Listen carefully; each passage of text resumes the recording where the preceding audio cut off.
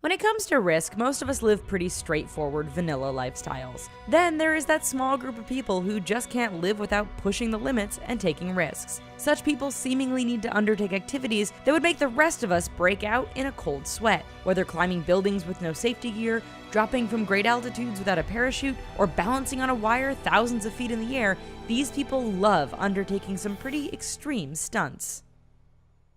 Andy Lewis.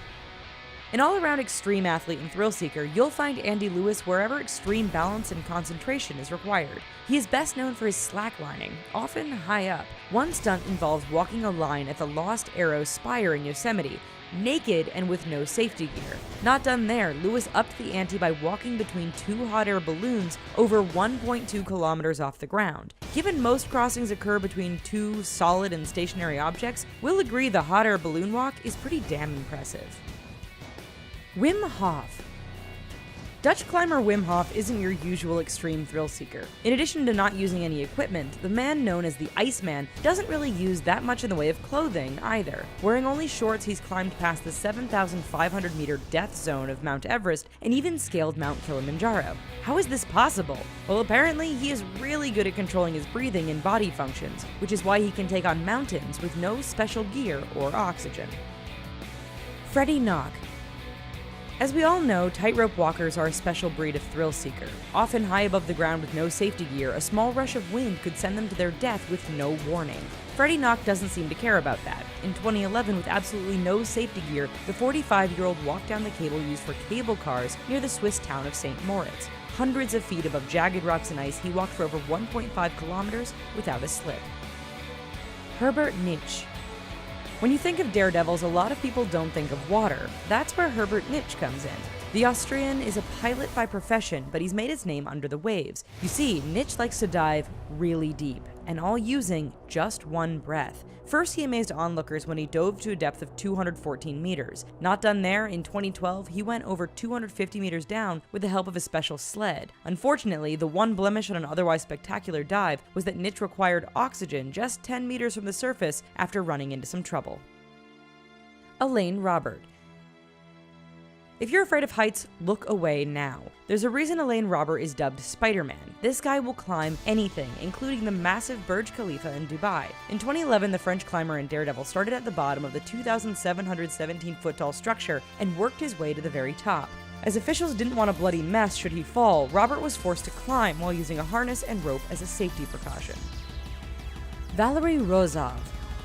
When you're an extreme sports base jumper, you'll throw yourself off of anything. Just ask Valery Rozov. The Russian jumper leapt from the north face of Mount Everest in 2013 to mark 60 years since the mountain was conquered by Sir Edmund Hillary. In freezing conditions in the thin air, Rozov's jump took place at an altitude of over 7,000 meters. In fact, the air is so thin that his wingsuit didn't begin to work until after a few seconds into the free fall. Gary Connery.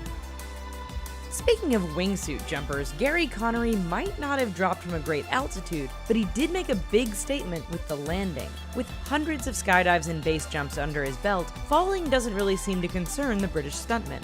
But what about landing without a parachute? That just sounds crazy. Yet in 2012, Connery jumped from a helicopter and, with a special wingsuit, landed safely in a pile of cardboard boxes over 730 meters below. Luke Aikins. Many of you no doubt think skydiving is crazy to begin with. After all, who wants to jump out of a perfectly good airplane? Luke Aikins took that to a whole new level of insanity. The 42-year-old has made a lot of jumps, but recently he made the news by jumping without a parachute on purpose. With viewers watching nervously, Aikins fell over 7,500 meters before landing in a giant net. With that, he became the first skydiver to jump without a parachute and land safely. Felix Baumgartner. When you talk about speed and breaking the sound barrier, most of the time you're referring to a rocket or a jet. In 2012, daredevil Felix Baumgartner demonstrated that you don't need any sort of vehicle to break the speed limit, just yourself and good old gravity. Okay, and maybe a special balloon to take you up into the stratosphere. From nearly 39 kilometers up, the Austrian free fell and reached a speed of Mach 1.25, becoming the first person to break the sound barrier without the aid of a vehicle. Wow. Alan Eustache. You might not think it to see him, but this computer scientist and one-time senior vice president at Google likes to push himself to the limit. 2 years ago, after Felix Baumgartner made his jump, Eustache secretly performed his. Although he didn't have any cameras watching, the 57-year-old set a few records. At over 41 kilometers in altitude, he went the highest and fell the furthest of any jumper. He's also no slouch for speed, as he was recorded going well over Mach 1 during his descent. Well, after seeing all of these daredevils, maybe it's safe that you just stay at home and watch some more amazing content that we have for you here at The Richest. Leave us a comment on this video, and hey, don't forget to subscribe. Thanks, and bye-bye.